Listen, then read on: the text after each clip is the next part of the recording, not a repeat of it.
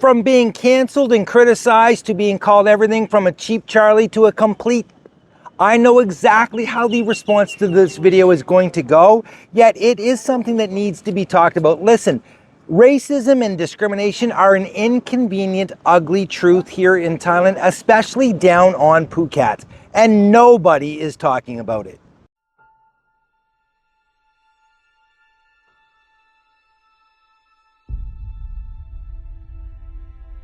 Why, hello there guys, and welcome back to Not Only Surviving But Thriving, Living in Thailand with me, your crazy kooky host. Yes, it is the most tone-deaf person on all of YouTube, Dr. Mark Sabian, coming at you live from positively perfect Phuket, Thailand. When is racism and when is discrimination okay? I'm really confused by this because I know, as I said, I'm going to get absolutely torn apart because of this video, but as I'm sitting here today, and I hate to say it again, I don't want to have to qualify this, but obviously, as a white guy in Thailand, I hate to make this video, but when is discrimination okay? I'm really not sure when it's okay for racism and discrimination to be accepted as day-to-day life. I really don't know. Being someone who was born and raised in New Brunswick, Canada, please understand that I was not, as a kid, subjected to people that were overly different than me. We only had a few people who were basically not Anglo Saxon, white. So we didn't really experience racism. We didn't see it. We knew about it. We learned about it in school, but we didn't see it firsthand. And one of the crazy things that I'm experiencing here is,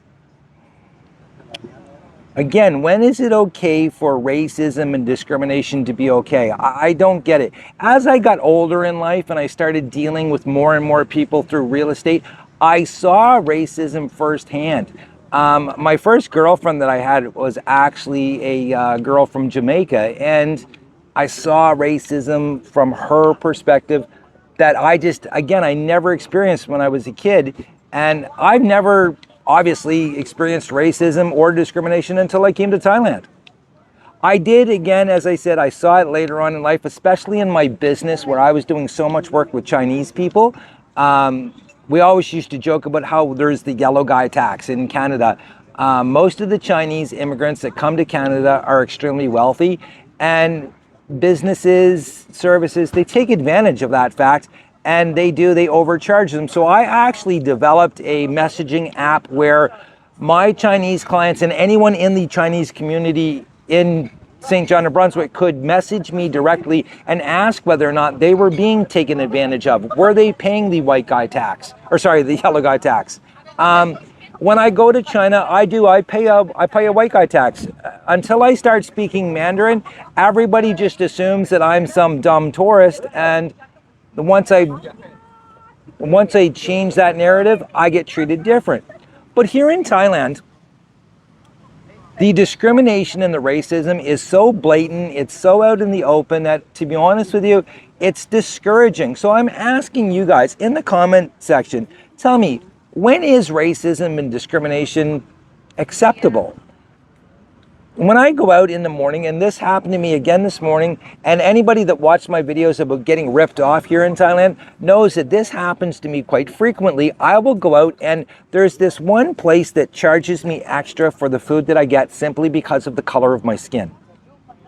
That is a fact of, that's just the truth. I get charged extra because the color of my skin, because I am white, I am deemed to be capable and willing to pay extra for something that everyone pays substantially less than I do, okay?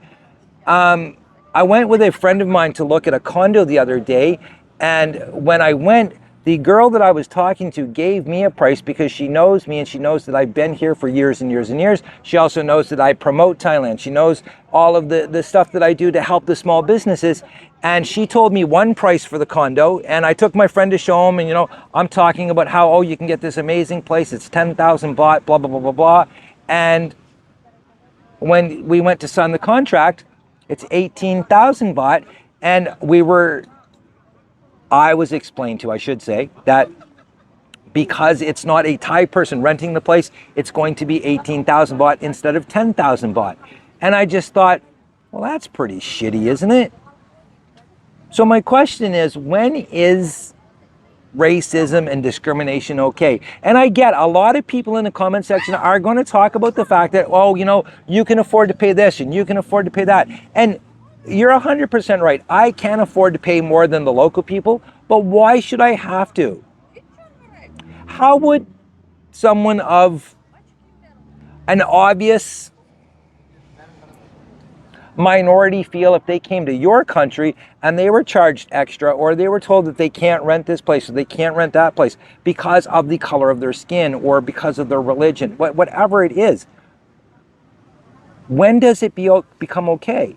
Because I know this much, the way I was raised, the way that I conducted myself in life, in business, and everything, I would never discriminate against someone because of the color of their skin. As a matter of fact, I did a video last year. I was so upset because I was called a racist when I had used the term passport bros, and I felt the need to go on defend myself where, yeah, I mean, I'm not discriminating against anybody for any reason. And when I see it happen to me or people that I know, it really changes my outlook and it changes the way I see things. So I'm really curious. Again, when is racism and discrimination okay? And my problem is this. If you're one of the people that says that, oh, well, you know, because you're a foreigner, you should be paying more. Yes, I fully understand. If I go to a national park or something like this, as a foreigner, I should pay more because the local people, they should be allowed to go to that park and enjoy it. We as tourists, we should be paying extra to go there.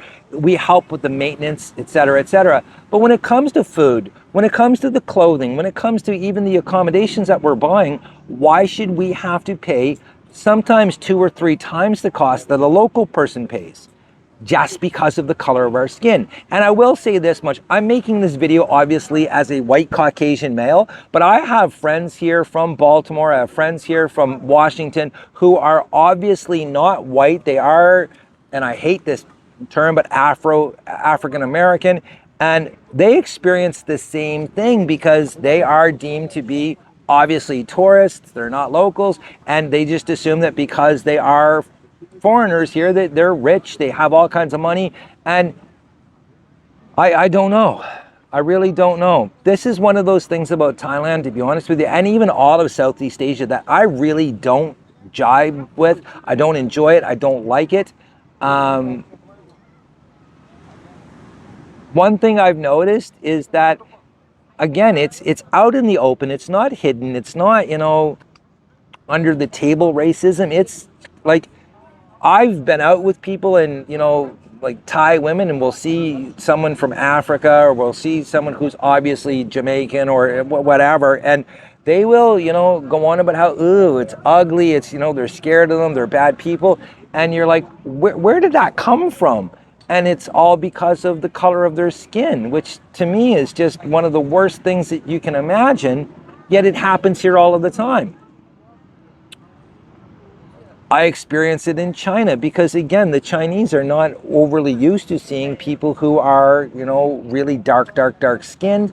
A matter of fact, I'll be honest with you, when I'm in China, this happens to me a lot. People will come up and they'll grab the hair on my arm and they'll call me a monkey. They'll go on about how I'm a gorilla and so on and so forth, which I think is hilarious because, yeah, I'm quite monkey-ish, I guess, and I far prefer monkeys over people. It doesn't bother me, but I could understand how it would bother someone who has faced racism, who has faced discrimination. For me, it's not so bad, but honestly, when I'm here in Thailand and stuff like this happens where I do get overcharged, I don't have access to all of the same services and stuff that other people have simply because of the color of my skin or the country of origin that I'm from, I don't think it's right. What do you think? Let me know, please, in the comment section. Am I tone deaf? Am I don't know. You let me know. Till next time, guys, I am trying to live my best life. I'm down here on positively perfect Phuket, Thailand, enjoying ice cold beers on Patong Beach today. And I'm just curious because, again, this has happened to me all week long where I've had to pay extra, or They tried to make me pay extra. I didn't pay it. I refused to pay it. And then, like I said, I go and all of a sudden the condo unit is 90% more than what we were originally told. Anyways, guys, again, live your best life. If you're not living your best life, find out what you need to do today. And one way that you can definitely live your best life, guys, is we're not better than anybody. We're all the same. Inside, outside, we are all the same. Till next time, guys, cheers.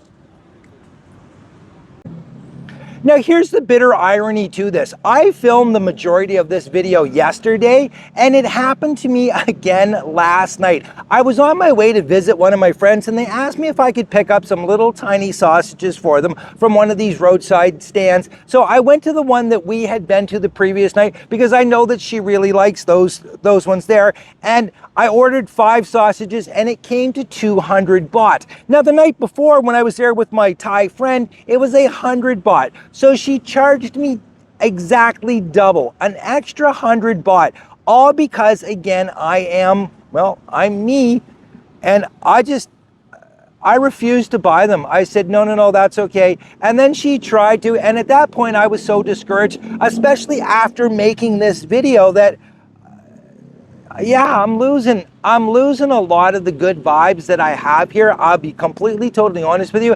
And that's one of the really shitty things about this subject, is that Phuket is getting a reputation as a spot that is not tourist friendly. It's not a great spot for expats. And this is one of the major reasons why, is because of this garbage, this crap that's going on here all of the time. And the worst part is, it's going to get a reputation amongst expats, amongst YouTubers and stuff, as a spot where you just don't want to go. And I know a lot of my friends that have lived here for a long time are actually looking at Koh Samui, Koh Lak, they're looking at Hua Hin, other places, because they're getting so frustrated about this exact thing happening here all of the time. And sadly enough, when someone asks them, hey man, how did you like Phuket? It's going to be, no, I didn't. And here's why. It's not going to be, oh, we have beautiful beaches. You know, it's going to be stuff like this. And I hate to say it, at the end of the day, it's not good for Phuket. It's not good for Thailand. And it's definitely not good for you. Listen, guys, if you got anything out of this video, any value, please, if you're not already subscribed, hit subscribe. I promise you, it costs exactly the same for everybody, which is nothing, but it means the world to me. Till next time, guys, live your best life, and just treat everybody as an equal. Again, we're no better than the next person. I promise you that. We're all the same. Till next time, guys, cheers.